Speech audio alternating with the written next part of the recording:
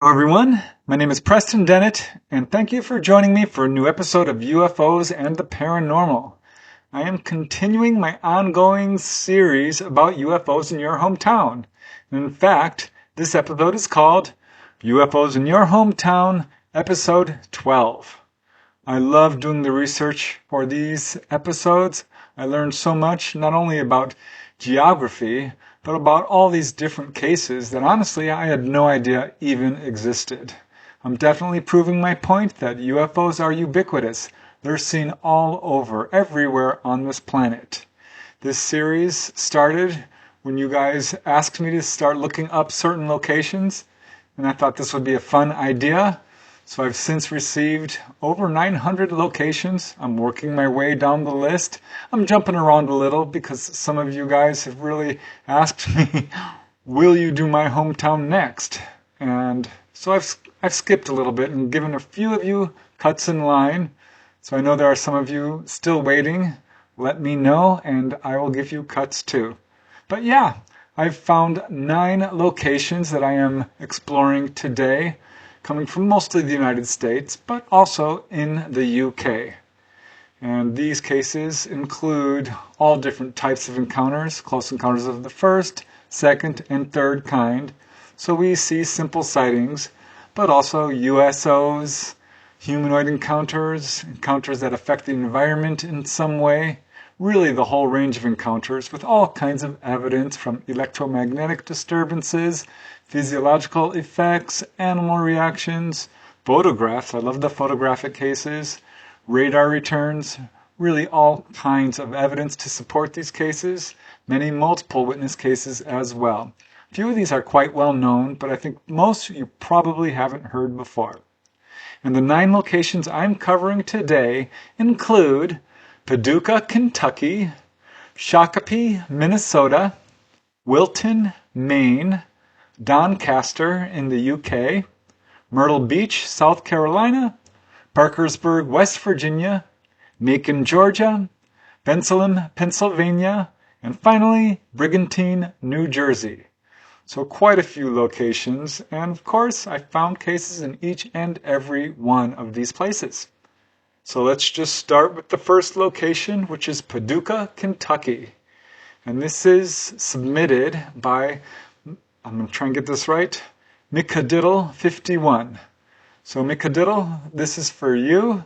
I found some really interesting cases in Paducah. I found 4 cases. 3 are sightings, but one is definitely a close encounter of the second kind affecting the environment, and another definitely has much deeper levels of contact. I think you'll find it pretty interesting. The first case I found in Paducah occurred at 9:03 p.m. on November 9, 1957. 2 16-year-olds, Buddy Hicks and Jerry Hauser, were driving along Old Mayfield Road just south of Paducah when they saw a large object, glowing blue and red, circling about 500 feet in the air and making a, quote, shuddering sound. As Buddy says, it was as big as an airplane. But as soon as this object came into view, their car engine and headlights went out. They watched it for about 2 minutes, at which point it rose upwards and out of sight. One evening in August 1993, this date is approximate, a mother and her 2 children were driving to their home in Paducah, and as they turned onto their street, they were amazed to see 3 unusual-looking objects floating directly above their house. And as one of the witnesses says, they were floating in the sky about 100 to 200 feet above our house. They were 3 gray cylindrical objects that were slowly rotating in a circle. The cylinders were less than 50 feet in size. None of us knew what they were. Here's the weird thing. None of them talked about it. But years later, seeing an episode of Unsolved Mysteries, one of the witnesses asked his mom and brother about the sighting, and they both remembered it. But it was 31 years after this encounter that the witness finally reported it to the National UFO Reporting Center. And as he says, to this day, they have, quote, no clue what it could be. Pretty interesting sighting. And here's another one. It was 4:55 a.m. on November 30th, 2005. The witness was walking on the north side of the city when he saw 4 large, bright white lights in the sky. They immediately caught his attention, and as he says, as I got closer, I could see the outline of the craft. It was a thick triangle with rounded off edges. Under it were 4 large white lights, one on the front and one in each corner. It was a flat black color like a stealth aircraft. It made no noise until I got closer, and then I heard a very low rumble. He estimates it was about 70 to 80 feet wide, 40 to 55 feet across, and 15 to 20 feet tall. That sounds to me like a TR-3B, a reverse engineered military craft, but you can make up your own minds about it. There's always another sighting. And here's one which occurred on the evening of March 13, 2008. This one's interesting. A young man woke up from a nightmare and, looking outside, saw that his yard was illuminated by a very bright light. As he says, I then got up to look out the window and was frozen to see a saucer-like craft with lights going all the way around it in a circle. It moved very slow just above the treetops. I could have thrown a baseball and hit it. Now this object made no sound, but the witness says he could feel a sort of static electric energy coming from it. And as he said, I got the feeling of needles pricking my skin all over, and my heart raced. So he remained frozen in place, watching this object move off down the street. And as soon as it was gone, he ran to wake up his father, who told him to, quote, shut up and go to bed. The witness, not surprisingly, was unable to sleep the rest of the night, and he soon realized that this encounter had affected him profoundly in many ways. As he says, since that night, my life has changed in ways that I can't get over. I have since developed sleep paralysis, in which I tend to astral project and sometimes feel like I am being carried off. I became a music prodigy on the guitar and piano. I have psychic feelings. I also had a recurring dream that I am hovering over a coffin that is violently shaking. It opens up, and a gray is laying there with its arms crossed. There you go, McPadiddle. Thanks for suggesting this location. Pretty interesting. I thought that last case was particularly compelling. It's amazing that all over the world people are seeing UFOs. I don't know how there can still be skeptical people on this planet. I really don't. I think if any objective person takes even a brief look at the huge amount of evidence and the number of cases out there, they can only come away convinced. That's just my personal feeling, but everyone, of course, has the right to make up their own minds about what's going on here. And now let's move to a second location. I had a lot of fun with this one as well. This is Shakopee, Minnesota, and this comes at the suggestion of JRH. ATJRH. So JR Hat, JRH. At any rate, you know who you are. Thanks for suggesting this location. You know, this is not a small city. Some 47,000 people live in Shakopee. It's a fairly large city. Yet, strangely, I only found a few cases, but I did find some, and I think they're pretty interesting. All the cases that I found in Shakopee are pretty recent. The first one occurred on September 2nd, 2005 at around 5:30 p.m. A man was driving south on Highway 169, just past the exit to Highway 13. You can see it here. And looking up, this is when he noticed a round silver object in the sky. Now he stared at it as best as he could while he was driving, trying to figure out if it might be some sort of unusual plane, but then it did something which made him realize that it could not be a plane. As he says, suddenly a bright light came from the object, so bright I was blinded for a second. So he kept looking at the object for about a minute or less when it suddenly disappeared. A pretty standard sighting. But here's another one, also very interesting. It was 15 minutes before 1 p.m. on July 24th, 2013, as a witness drove west along Highway 13. Again, you can see it here. Suddenly, off in the distance, he saw a strange object in the sky which emerged from a cloud bank. He said it appeared to be a shiny, white, sort of cigar-shaped craft, but long and flattish in shape. He didn't think too much of it at first, assuming it had to be a plane. But after moving across the sky at a quick pace for about 20 seconds, suddenly it came to, quote, a dead stop. And that's when he realized he was seeing something very unusual. As he says, "You could see it sit still with the blue sky behind it. It sort of startled me, knowing that planes don't stop like that." He says it remained hovering there for about 8 seconds, then suddenly vanished. Here's another case with very little information to it, but it does have a photograph connected to it. It was on the night of August 24, 2015, when the witness noticed a brilliant, glowing orange object in the night sky over Shakopee. He managed to capture a photograph of it. Now, the witness's co-worker submitted this photograph to the National UFO Center, run by George Filer, in the hopes that somebody might be able to identify it. So here's the photograph. Definitely pretty interesting, but I don't know. You can make up your own minds about it. Here's one more case in Shakopee. This next case, reported to Newfork, the National UFO Reporting Center, took place at 1:05 p.m. on June 12, 2016. The witness says he was driving along a major highway in Shakopee when he saw a glowing, red-orange, bell-shaped object that was floating just a few thousand feet above the city. Per the witness, this object was far too large to be any conventional object or astronomical body. He could not identify it, and after about 5 minutes it disappeared behind the clouds and was no longer visible. All right, JRH at JRH, there you go. There are definitely some cases in Shakopee. Did not know that's how you pronounce that city, but I looked it up because I always screw up at least one city name or location. I'm trying to get better at that. But yeah, how interesting is that? UFOs are being seen everywhere. And now let's move to the next location. And you almost got me on this one. This is Wilton, Maine. This turns out to be a pretty small town. This was suggested by Heather Ray.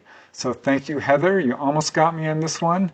Only about 4,000 people live in Wilton, but I did find a case, and it does appear to be a close encounter of the second kind, meaning it affects the environment in some way.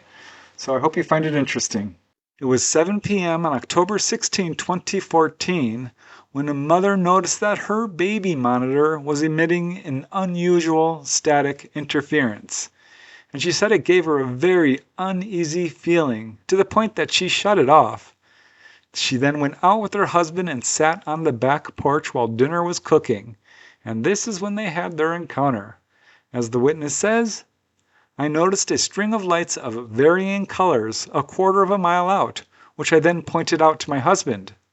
I immediately asked my husband to turn off the porch light and kitchen light to minimize the light pollution. The lights kept dimming down and then getting extremely bright and began to rotate and alter color, red and white being the most dominant. Shortly thereafter, the lights on the craft separated, turned bright red, and formed a U-shaped arc. Then the lights dimmed, the craft sank behind the tree line, and a bright white light pierced through the trees. There seemed to be two of them at this point, with no more than 30 feet between them. So they continued watching this, and finally the craft rose up out of the trees and began rotating red lights around the perimeter. And this is when they really got nervous and decided to retreat inside their home. So they did not see this object leave. It was still out there when they went inside." There you go, Heather. Yeah, only one case, but it is a multiple witness case, and it did have these strange electromagnetic effects as well. Certainly seems to be a legit case. You know, there are other cases in these locations involving unexplained lights, but they're so brief, somewhat ambiguous, that I don't like to include them. I really like to include cases that are more credible or involve a solid object, something that we can really sink our teeth into. But by no means don't think that this is comprehensive. It's very hard to dig deep in some of these areas, because I'm sure that there are other cases going on in Wilton, Maine. But thank you, Heather Ray. That was pretty interesting. Now let's move to the next location. This comes by special request of Von Hunter, and this is in the UK, Doncaster in South Yorkshire, United Kingdom. Found quite a few cases here, some really interesting ones. So thank you, Von, for suggesting this. I always love traveling across the pond, visiting England and seeing what's going on there. There's a lot of activity. and definitely Doncaster has some really interesting cases. The earliest case I could find in Doncaster occurred at 6:30 p.m. on January 14, 1975, when three 14-year-old boys were playing in a field behind Victoria Road. This is not far from the Bentley Colliery Cricket Club. You can see it here. Suddenly, the field was illuminated by a white light coming from above. Looking up into the cloudy sky, they were amazed to see a glowing, diamond-shaped object hovering just below the clouds. There was a white light blurred around the edges, and in the center was a purple light. You can see their drawings of the object here. Now, as they watched, this object increased in size, and it looked to the boys like it was going to come in for a landing. But instead, it did something really unusual.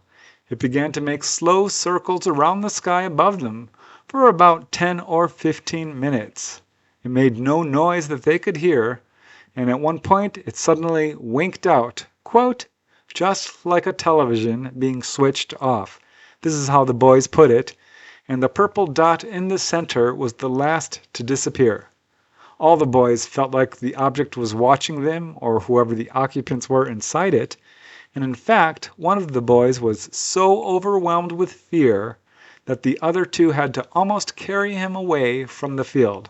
All three boys then ran home. It was literally just a few hundred feet away from that above case, and 4 years later, that at 6:30 a.m. on January 4, 1979, during gale force winds sweeping through the area, Jenny Strutt and her two children, Jane, age 15, and Paul, age 13, were in their house on Roslyn Crescent.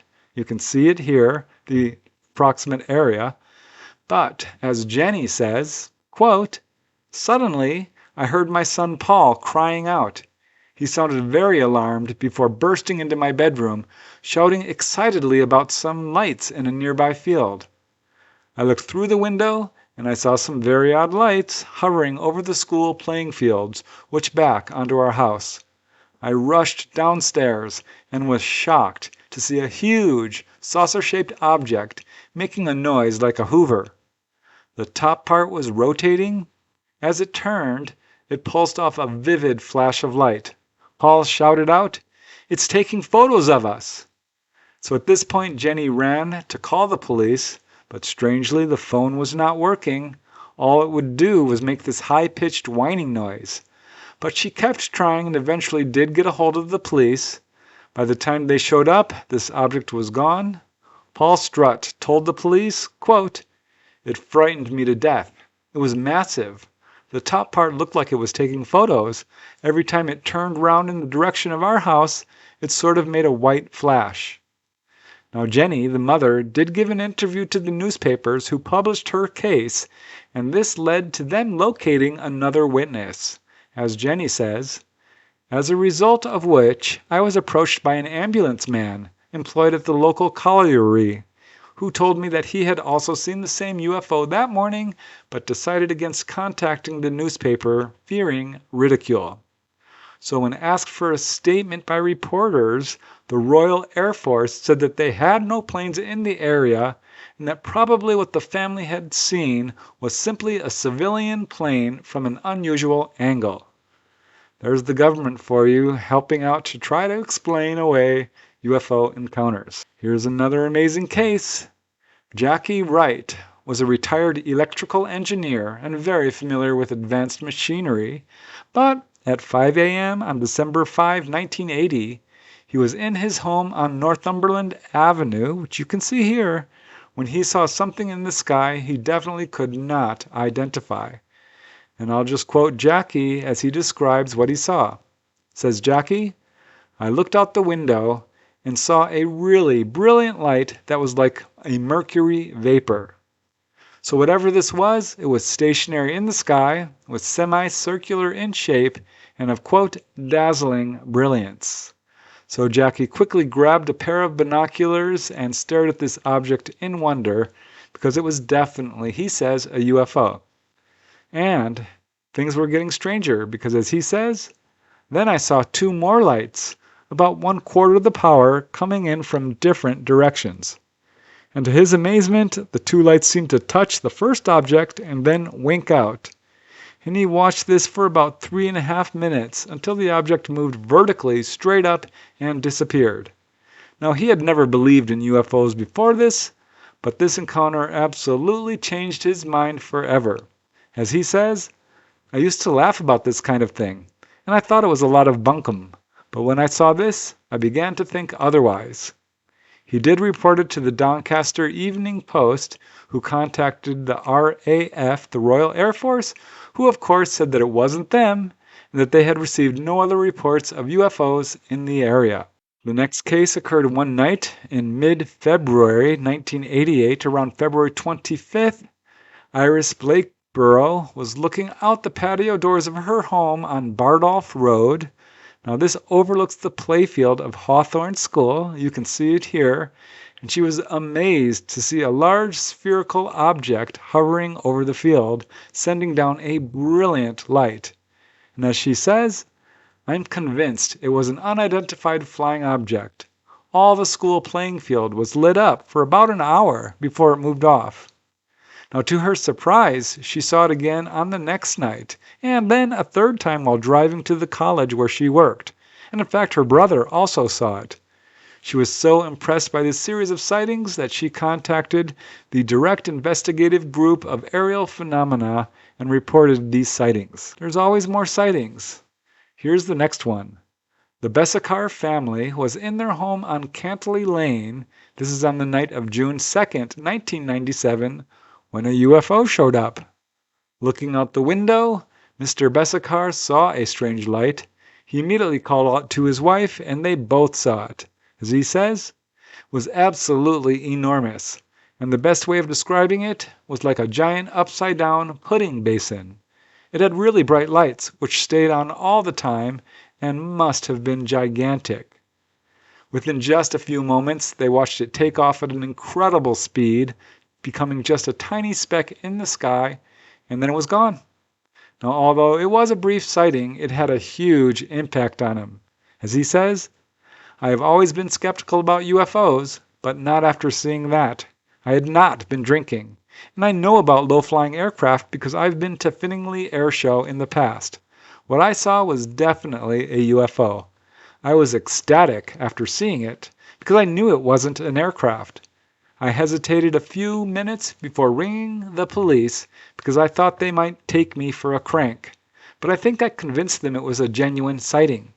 I am now hoping some other people in Doncaster might have seen it because it was such a clear night." Unfortunately, it appears that he and his wife were the only witnesses. But there's always another sighting, because it was around 1:30 a.m. one summer evening in 1998 that Debbie Scorer stepped out of her home in Stainforth, this is just north of Doncaster, and saw something she could hardly believe. A gigantic triangular-shaped object covered with lights, moving very slowly. She said not much higher than the rooftops. And as she says, it looked like a stealth bomber, but it made no sound and moved too slowly. I wasn't scared, just fascinated. There was also a sulfur smell. So she told her sister about it, who encouraged her to report it officially. And when she and her family had a second sighting of an orange, glowing, kind of segmented object while driving through town, she decided to go public. Her case was investigated by Paul Westwood of the International UFO Research Network, who was unable to identify the craft as anything conventional. And as he says, they seem like honest and genuine people who sincerely believe what they have seen. There you go, Vaughn. Thank you for suggesting Doncaster. It definitely delivered. I had no doubt that I would find something there. The bigger the city, the more likely, of course, there are to be all kinds of UFO cases. But I'm still finding them even in locations that are not very populated. And this is a very important detail because this means that UFOs are in fact visiting everywhere on our planet. And of course the question is why? I mean, we can only speculate, but I suspect that one of the ET's goals is to basically announce their presence. They are making sure that everyone on this planet has an opportunity to know about them. Only my assessment, but it sure looks like it. It seems to me they're putting on a very vigorous publicity campaign. They want us to know that we're not alone. So now let's move to the next location. I got quite a few requests for Myrtle Beach in South Carolina. And this is a pretty active area and had some really unusual cases, unusual to say the least. This is by special request of USO 7777 as well as Cam McG 2019 and Paulette Johnson. So yeah, I got 3 requests to cover Myrtle Beach. This is a fairly large metropolitan area along the coast. 40,000 people make this place their home in the greater area, and definitely some really compelling and unusual cases. The earliest case I could find in Myrtle Beach is very brief. It occurred on August 19, 1952, and is one of the earliest documented sightings in this area. The short news clip on this case says only, and I quote, "A lot of folks have seen flying saucers, but 2 North Carolina visitors to this beach resort say they saw a flying soup plate winging through the sky. At least it didn't look like a saucer," one of them said. Now this next case is not in Myrtle Beach proper, but in Conway, which is really just a few miles inland, and definitely connected to another Myrtle Beach sighting around the same time. This one occurred on the evening of January 29, 1953, as Lloyd C. Booth, a former Army intelligence officer trained in anti-aircraft, he was driving down a dirt road off Highway 701 returning to his family farm. After eating dinner, he heard the animals outside starting to act up. So he grabbed his pistol and went outside, and to his shock, saw a UFO at very low level. As he says, "It was in front of me, no more than 10 feet above the treetops, approaching slowly over the clearing beyond. I had never seen anything like it in my life. The eeriness of it made me feel terribly insignificant, and suddenly I felt as if I was the only person on Earth. I could see it plainly, and could detect a slight humming noise. It was a light grayish color and lit up on the inside." Now he had recently heard of other people in the area seeing UFOs, but had not paid much attention to these reports. But now, seeing this craft, he knew instantly it was a genuine UFO.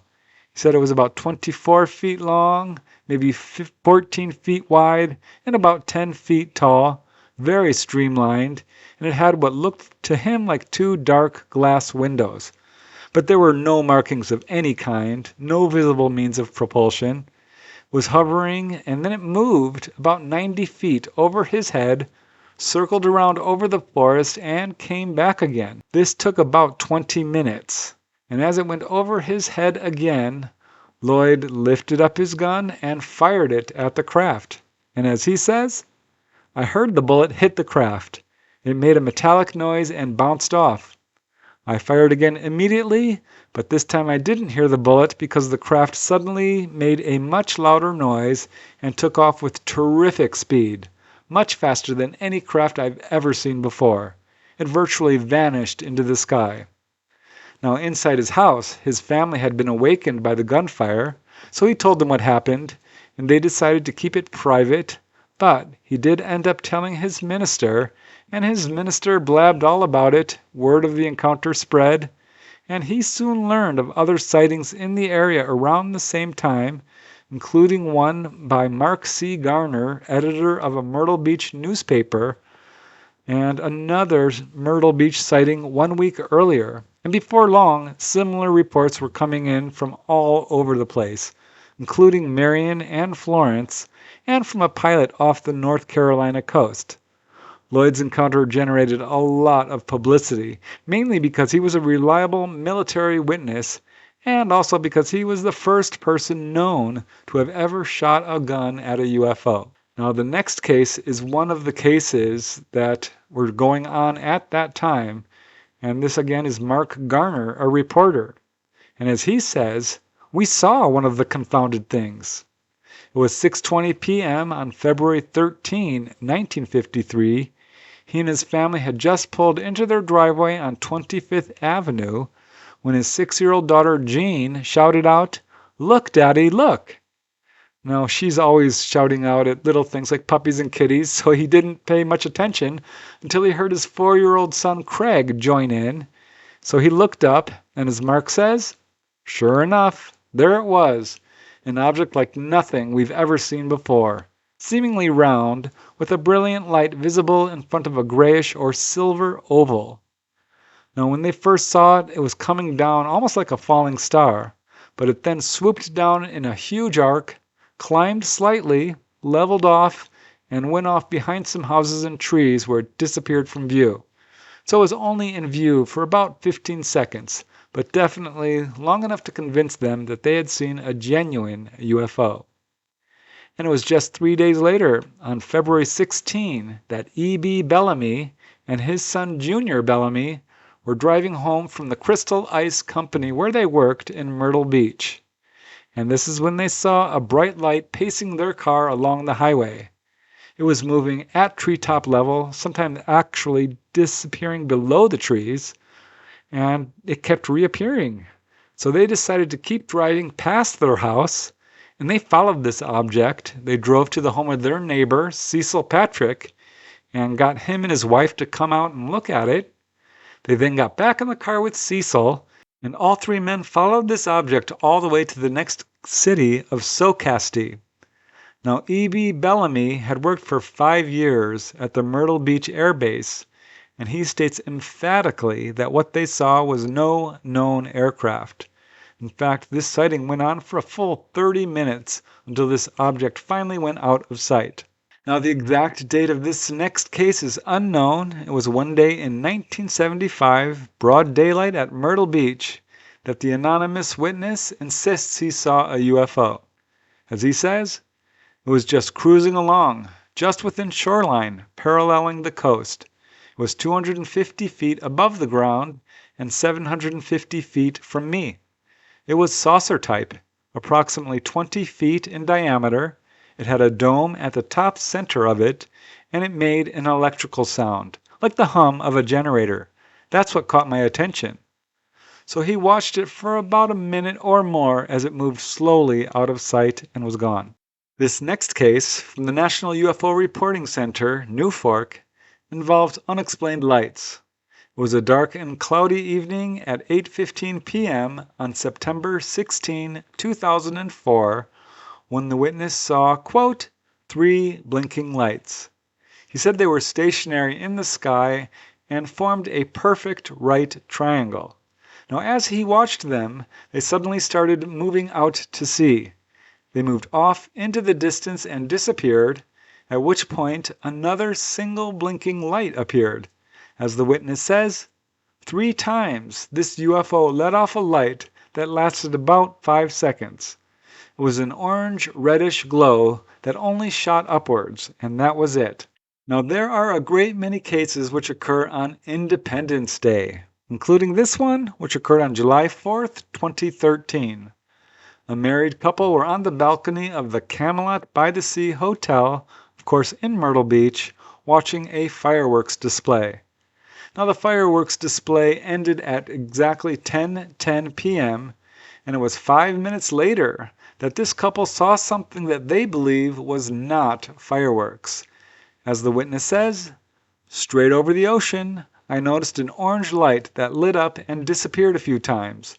Then, 6 lights appeared in a half circle and appeared to rotate and disappear one by one. This next case comes from MUFON field investigator Richard Zachary Harvin and Cheryl Ann Gilmore. They said they interviewed a witness who, on the first week of April 2017, was on vacation at Myrtle Beach when she noticed a brilliant white orb over the water. It was just a few nights later she saw another orange orb very close to the water.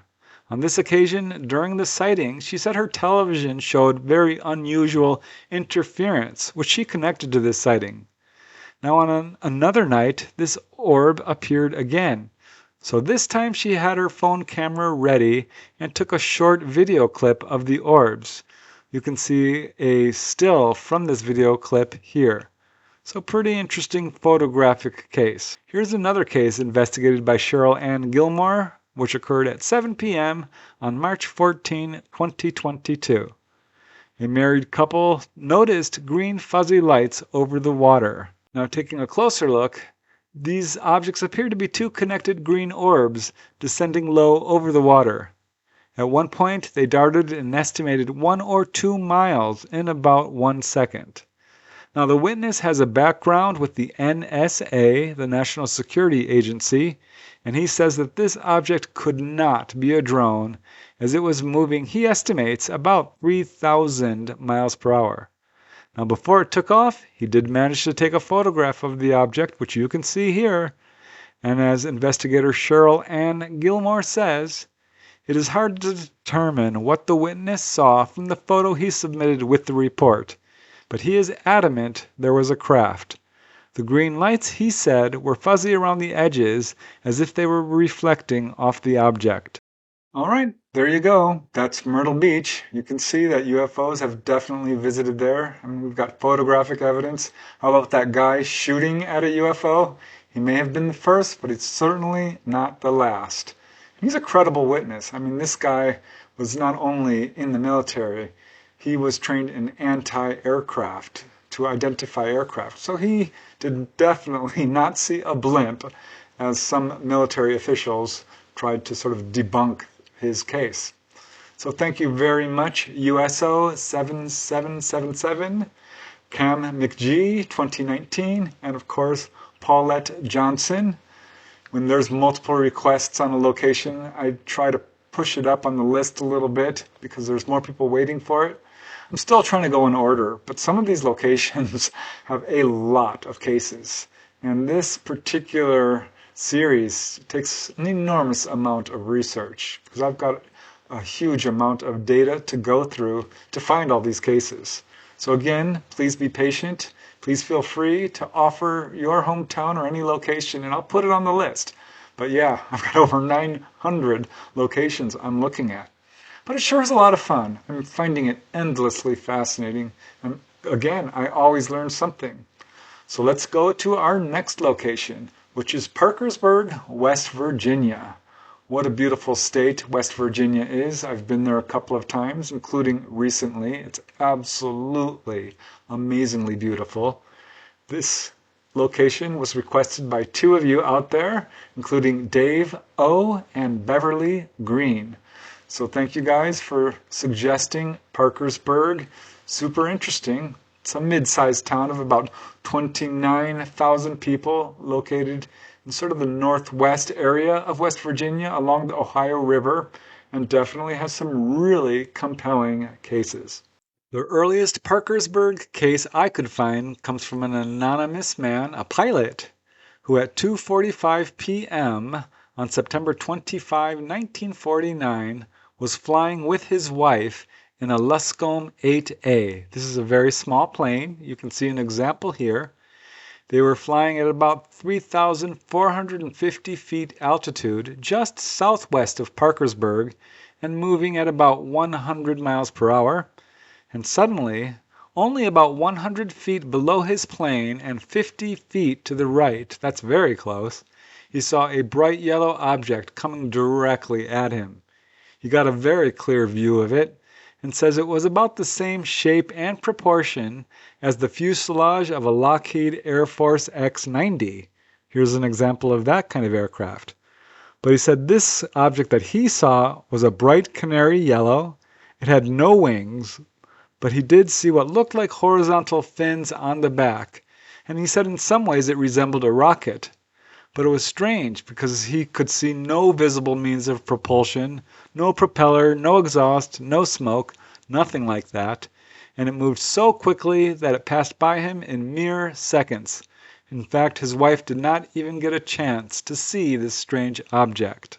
Around 9:30 p.m. on August 12, 1956, several Parkersburg residents saw a round, orange-silver object darting overhead making, quote, weird, un-aircraft-like movements. It was turning at sharp angles, they said, and finally disappeared off to the east. Two of these witnesses were Arch Roberts and his wife. Another group was a local newspaper reporter and his family, and they all said that this object was totally silent, much brighter than any star in the sky.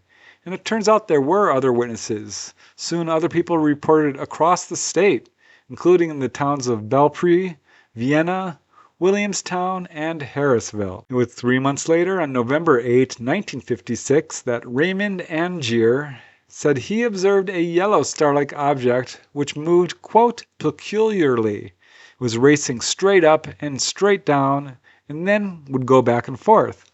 During this time it would blink on and off, so he grabbed his binoculars, a pair of 7 by 50 binoculars, and looked at this object but was still unable to identify it. All he could say was, quote, the light was not an atmospheric distortion. Now here's a case from researcher John Keel.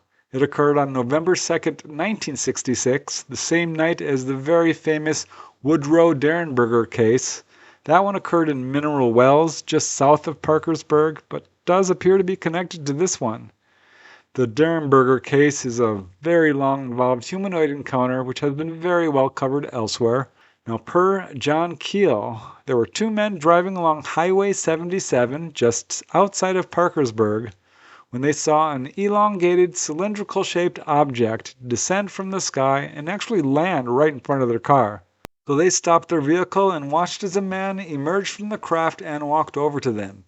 He looked human. He was wearing a black coat.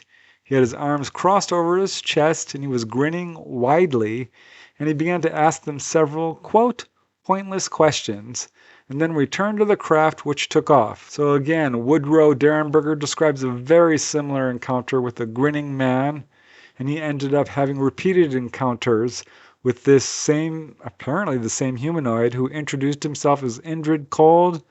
He claims to have been taken on board the craft. In fact, he ended up writing an entire book about his experiences called Visitors from Lanulos. This incredible case was reported to MUFON and comes from a family who was driving through Parkersburg on the evening of November 28, 1966. They were on the edge of town when they noticed lights through the trees, which they thought at first might be a forest fire. So concerned, they decided to turn around and go investigate, and to their amazement, they found that many other cars had pulled over to watch what appeared to be a fleet of 7 flying saucers. Now, per one of the witnesses, these objects were white in color, shaped very much like an M&M candy, and were hovering in place.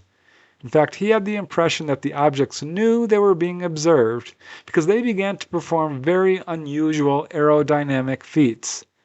And in fact, they danced around the sky for a full hour, at which point the object then moved into a, quote, stair-step formation, and one by one they darted upwards and disappeared, each disappearing in the exact same spot. Now later the witness would have other encounters, including a missing time incident.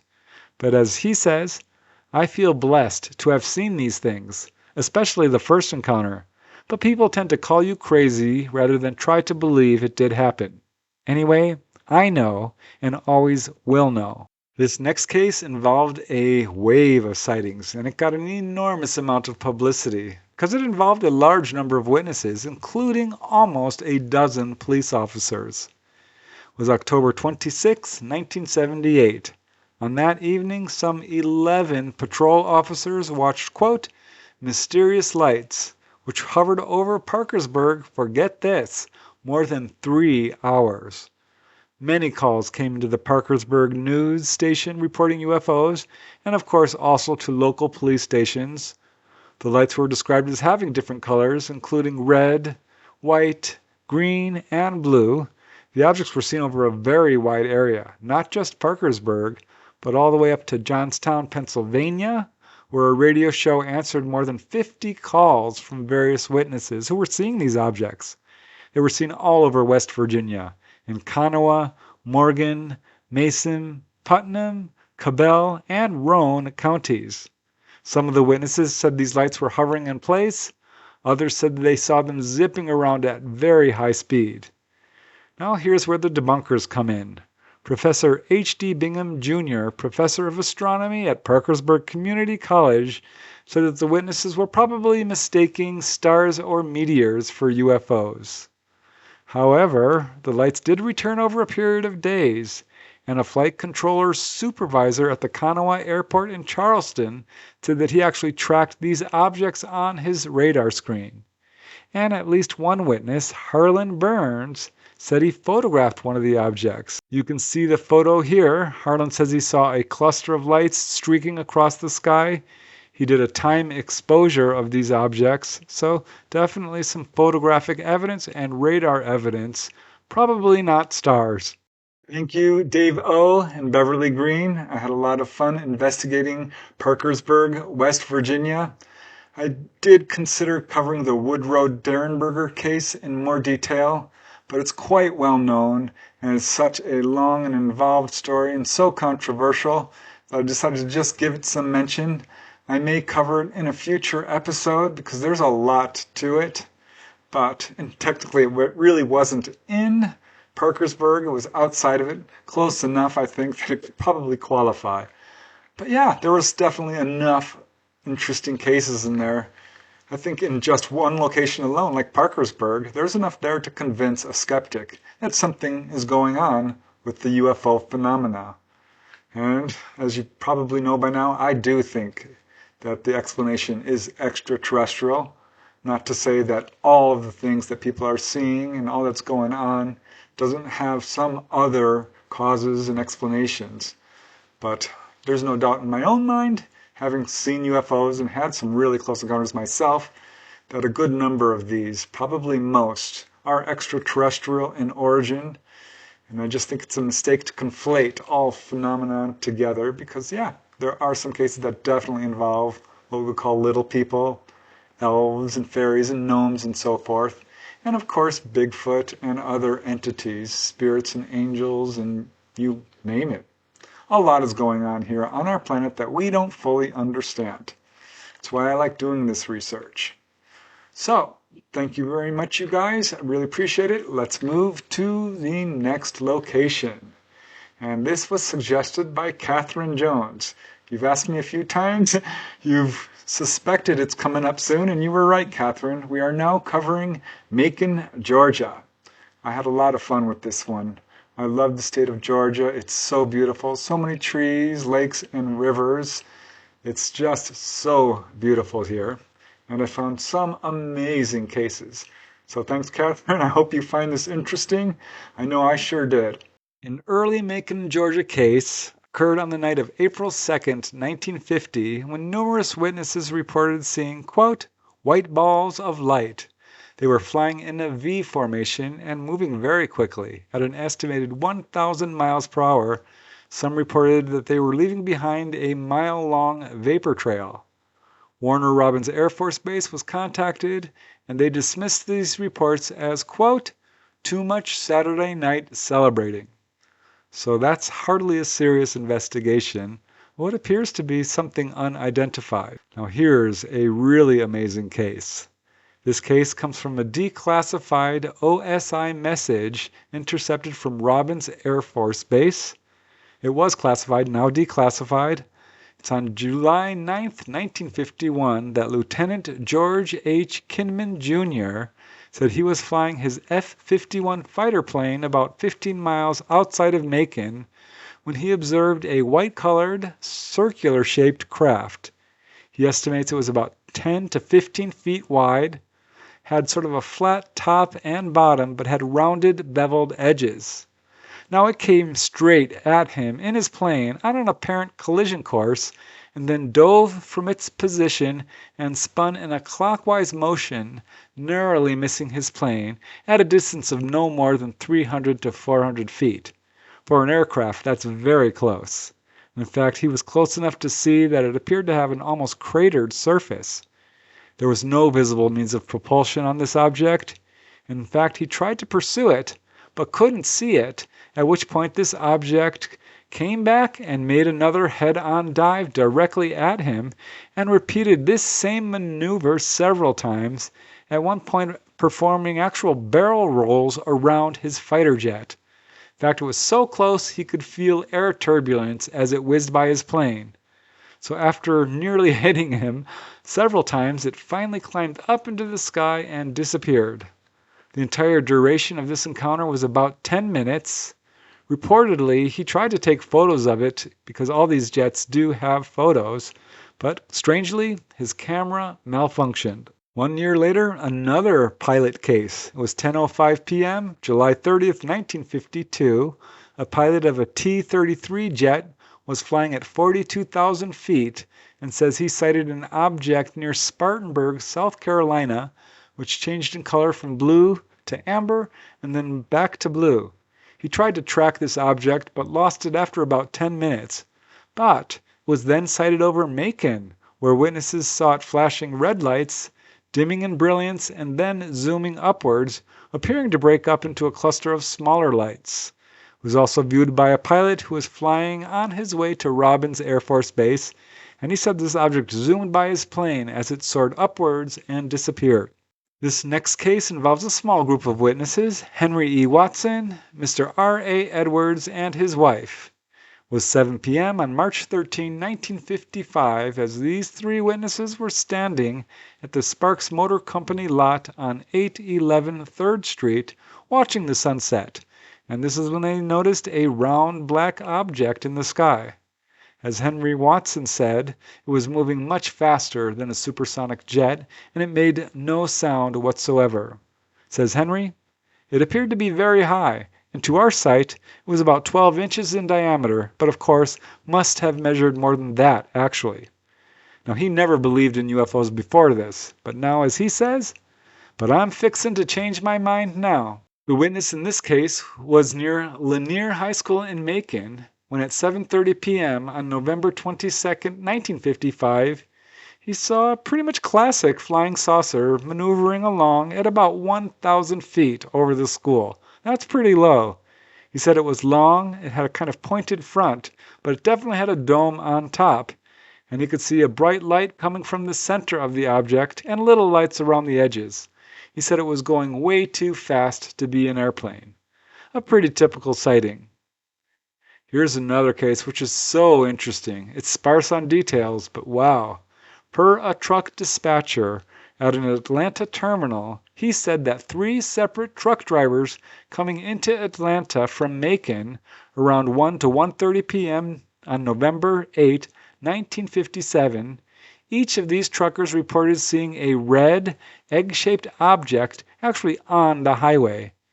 Each trucker said that as they approached this object, which was described as about the size of the moon, it would disappear from view. So something was definitely going on this highway between Atlanta and Macon. Here's another amazing case. 1 year later, July 23rd, 1958, witnesses at Robbins Field were amazed by the sudden appearance of a huge wingless craft streaking overhead, leaving what looked to them like a multicolored vapor behind it. That alone is amazing enough, but it was shortly after this that this object was seen by 2 pilots at 2:45 a.m. on July 24th near Montgomery, Alabama. That case became known as the Charles Whitted case and received nationwide publicity and remains a classic to this day. Just over 1 year later, on the night of October 5, 1959, more than, get this, 500 people in Macon saw what they described as unidentified multicolored lights moving erratically at varying speeds, somewhere between 5,000 and 6,000 feet elevation. This went on for several hours. I'm surprised this did not get more publicity. In fact, officials at Robins Air Force Base also spotted the objects just north of the base, but they said that they did not see anything on their radar scopes. This next case involves actual humanoids and a landed UFO. It comes from a witness who has experienced UFO ET contact her entire life, including this one profound encounter in 1973 at age 16 in Macon.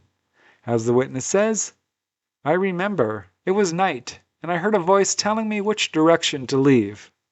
I went outside next to the woods where I saw a being waiting. I was led deep into the woods to an area where I saw a large saucer with beings standing in front of it. I was told to wait there a distance from the craft. The being who had led me there went over to the other beings, and then another one came back. He was very friendly to me, and I liked him. I don't remember what he said, but it was a very pleasant experience. I don't remember what happened after that. The year of 1973 turned out to be pretty active. On September 6th of that year, numerous police officers in Macon started to report seeing UFOs. One of the more vocal officers was Patrolman Dennis Brown, who said that at 4 a.m. on September 6th, he was at the intersection of Waterville Road and Rains Avenue, you can see it here, when he saw no less than 4 strange craft. And in fact, he used the 10-power scope of his rifle to get a really good look at him. He called out other officers and was soon joined by about a dozen other policemen who came to this same intersection and also viewed these objects. One of the officers had kidded all the others who were seeing these UFOs, but after looking through the scope, he shouted out, "Well, I'll be damned." The objects themselves were dark but did have yellow, white, blinking lights on them, and the officers watched them until dawn, when finally these objects disappeared. They made no claims about who or what is inside these objects, saying that maybe it's secret government craft or possibly extraterrestrial. But a lot of officers were having encounters. Another was Officer Robert Barrett, who says that he and his partner H.E. Hathaway were driving northeast on Clisby Road when his partner looked up in the sky, turned to him and said, "Mike, there's one of those things up there now."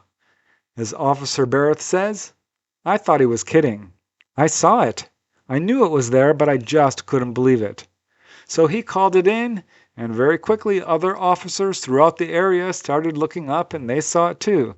Soon there were at least 7 officers viewing these objects, which had red, blue, and green colored lights. And as Robert Barrett says, "Yes, I believe in UFOs. There has got to be something to them." And Officer Dennis Brown agrees. He says, "I'll go against any man who says these things are a planet or a scrap of metal falling from space." So many cases. On the night of April 3rd, 1980, numerous people saw a glowing object hovering over the August to Macon Railroad, heading towards Macon. This object was. One of the witnesses was James Balcom, who said he saw a, quote, "blinding light." He actually thought it was a train, but then realized that no, this was a sphere about the size of a 2-story house, 300 feet in the air. In fact, it was hovering directly over the home of Benton and Mildred Evans. Now, unknown to James, both Benton and Mildred saw it too. In fact, they were close enough to hear a strange hissing noise. They estimated it was at least 50 feet in diameter or bigger. They actually called James Balcom and said, "You should look at this thing." And he says, "Oh, I see it." Now, numerous other people in the area also started reporting seeing strange lights. Here's an interesting but brief case that does involve a photograph. This occurred on February 5, 2018. As the witness says, "I was outside, and I felt kind of strange, and looked up to notice the round sphere, bright reflecting metallic surface, hovering over a cloud. Its shadow can be seen on the cloud beneath it." Now, the witness said she thought or felt that there were markings on this object. At the time she was looking at it, she kind of weirdly dismissed it, but did manage to take some footage of it, and you can see the clip here of the video she took. Here's a final brief case which occurred on April 8, 2019. The witness saw what he thought was a meteorite. However, the problem was there were actually 2 of these things, and they were perfectly diamond-shaped, and they made a kind of slow descent and were trailing what looked to him like a bluish flame. Again, not a lot of information to it, but certainly interesting. Well, there you go, Catherine. I hope you found that interesting. Thanks for suggesting Macon. I meant to mention that Macon is a pretty large city. It's got some, 150,000 residents. So I'm not surprised to find quite a few cases. But honestly, and I said this earlier in this episode, this is not comprehensive. You could probably times the number of cases I'm presenting for each location here by 10, 100, or even 1,000. Again, most people don't even report their encounters. but I'm skipping over the ones that involve just anomalous lights that are somewhat ambiguous or very brief or don't provide a whole lot to add to our knowledge of what's going on here. So again, not comprehensive. Now, let's move to the next location. And this location is Bensalem, Pennsylvania, by special request of Robert Cooney. Thank you, Robert. I know you're an avid watcher of this channel, so I really appreciate your patience for getting to this location of Bensalem. And it's really interesting. A pretty large city, 62,000 people in Bensalem Township, which is the largest in Bucks County, and it turns out it's the 10th largest municipal area in Pennsylvania. So there's no surprise that there's some really interesting encounters. There was one here that's so interesting. Apparent landing with a humanoid. And this one involves apparently this UFO Bigfoot connection that we rarely see, but turns up fairly consistently. I mean, there's at least 50 or 100 reports of this. And there's one here in Bensalem. So I hope you find this interesting, Robert. Thank you again. The humanoid cases are so interesting, and this one is really amazing. It comes from Paul G. Johnson, author of Chasing the Elusive Pennsylvania Bigfoot. On the evening of August 27, 1973, Alan and Elsie Wainwright were sitting on the back porch of their home in Bensalem, enjoying the cool night air and just watching the stars.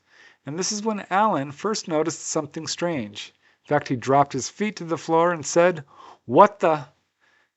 Elsie, his wife, looked up at the sky where he was looking, and she gasped, because they could both see a large, boomerang-shaped craft glowing with blue light around the edges. It was immediately obvious to both of them that this was not a plane. Suddenly it stopped moving and hovered in place. Then it shot forward across the mountains, then started to zigzag towards the direction of Beach Hill and dropped below the tree line. But they could still see the glow from this craft coming from the ground through the trees. And Alan asked, "Did that thing land or crash?" And his wife Elsie replied, "I don't know. I don't know what it was." So Alan decided to go investigate. He didn't think it was a UFO. He didn't really believe in them. He thought it might be a new, secret government craft and that the pilot might need assistance. So he grabbed a flashlight and a shotgun and told his wife Elsie to go inside and locked the door, and he set off towards this craft near Beach Hill. So still thinking it's a government craft, he hiked over there, got close to the object, and suddenly he felt the hairs rising up on his neck, and at that point he heard a branch snap loudly behind him. He whirled around and shone his flashlight, and he now saw a 6-foot-tall figure with, he said, beady black eyes that were blinking from the light of his flashlight. So he raised the beam of his light to the creature's face, saw that it was not human. It was very hairy and had a dog-like face. This creature took a step towards him, and Alan reacted instinctively. He raised his shotgun and fired one shot at this creature. This creature immediately ducked into the brush, and Alan understandably ran home at high speed. Here's a very unusual photographic case which occurred in October 1975. In a letter to J. Allen Hynek some years after the incident, James D. Appleman said that in October of 1975, he had started to notice two unusual star-like lights over his home. One evening, he noticed a glowing X shape above the moon, so he decided to take a photograph of it and then just filed it away. And again, some years later, about 5 years later, he was going through J. Allen Hynek's book, The UFO Experience, and saw a photo that matched the one he had taken almost exactly. So this is when he wrote a letter to J. Allen Hynek, and you can see both photos here. And yeah, they're remarkably similar. So pretty interesting. 2 years later, at 7 p.m. on November 17, 1977, this case is really amazing. A mother and her 3 daughters, aged 13, 11, and 6, walked out of their apartment in Bensalem to take a drive, And this is when immediately her eldest daughter pointed out a strange orange light in the sky. The mother kept her eye on it as they drove up the I-95 to visit another family member. They immediately began driving back home down the I-95. It was now 7:30 p.m., and the eldest daughter pointed out that same light again, which now seemed to be pacing their vehicle.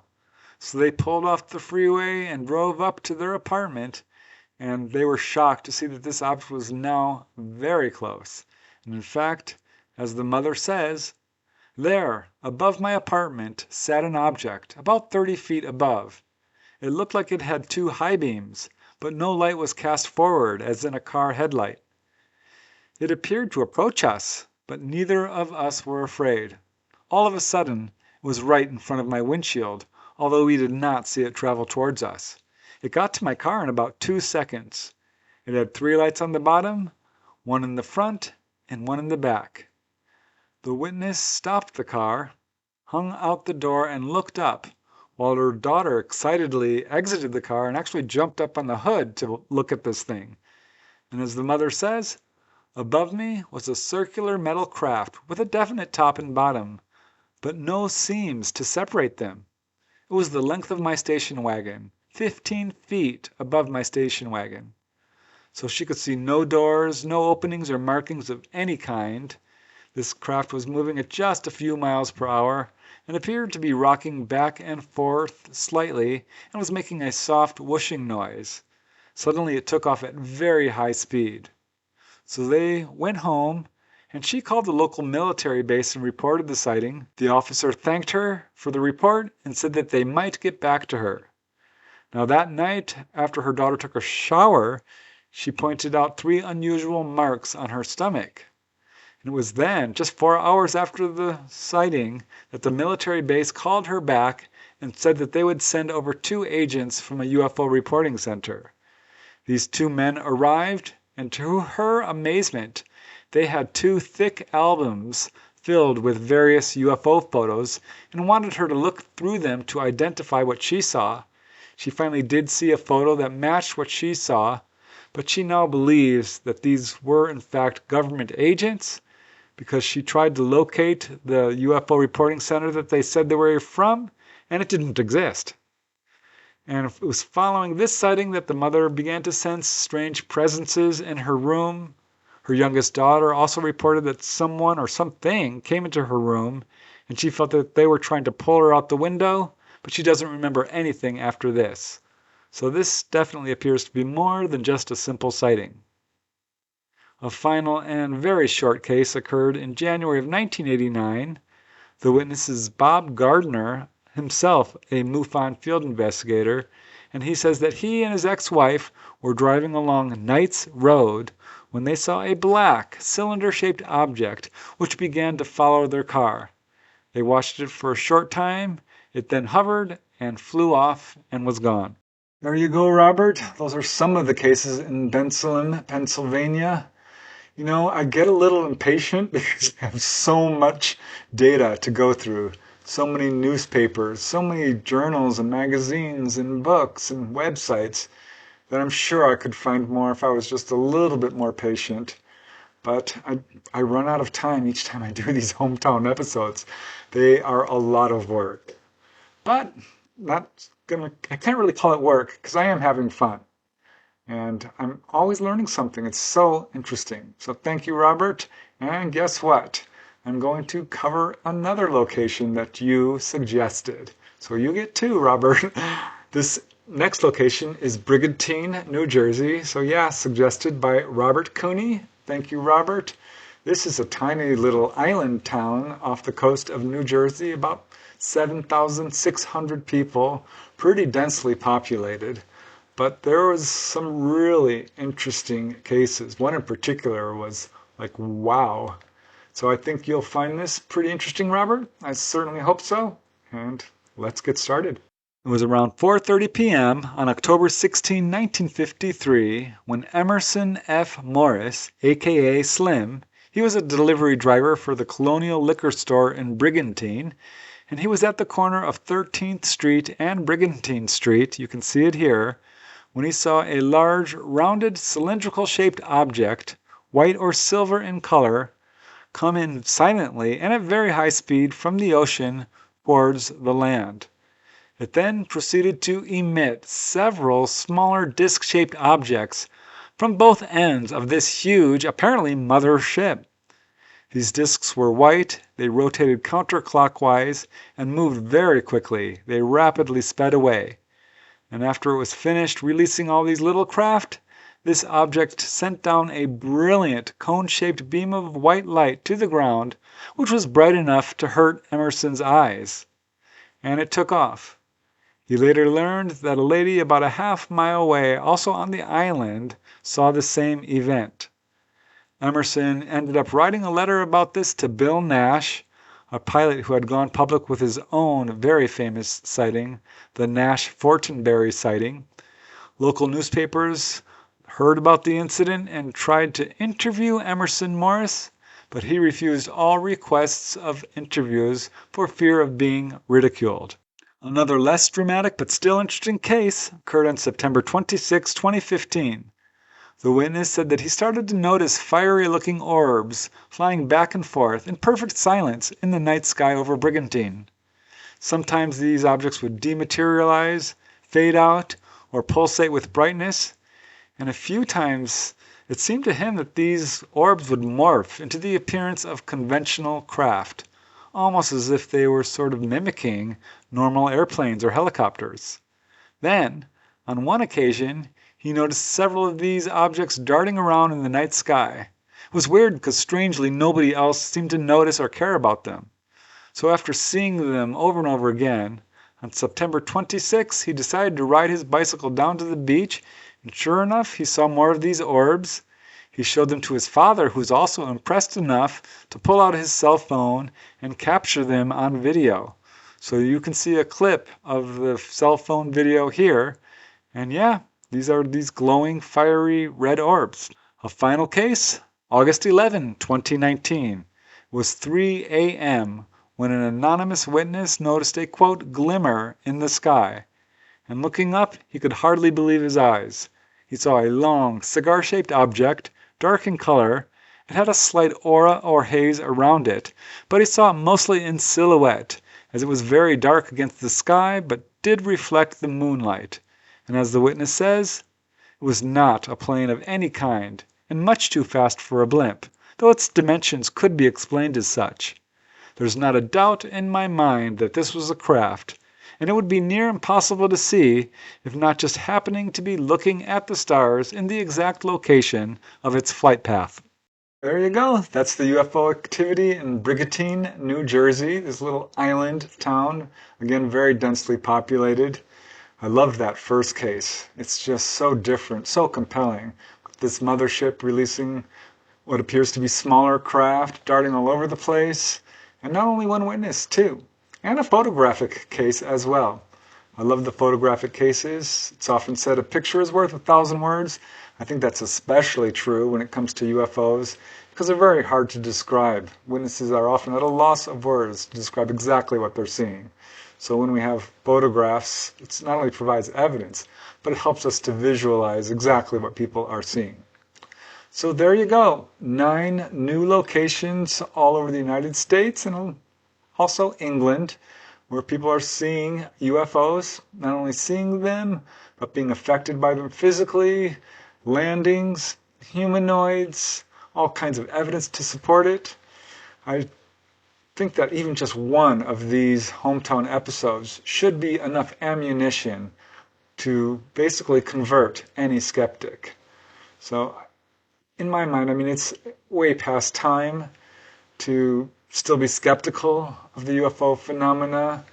The ridicule and gaslighting that witnesses endure is just not acceptable. This cover-up has to end. And I think we're seeing it collapse under the weight of its own lies. It's one of the reasons I do this research, that because I personally just find it interesting. And for all you out there who are looking for good, valid information on this subject. Because as you know, I do dig deep into each of these cases, provide the sources, and try to present it as objectively and truthfully as I possibly can. So thank you guys. Thank you very much for tuning in. I truly appreciate it. I absolutely wouldn't be doing this if it wasn't for you. So thank you, thank you, thank you. And until next time, keep asking those hard questions. Keep searching for the truth. Most important of all, keep having fun. And I will see you next week. Bye for now.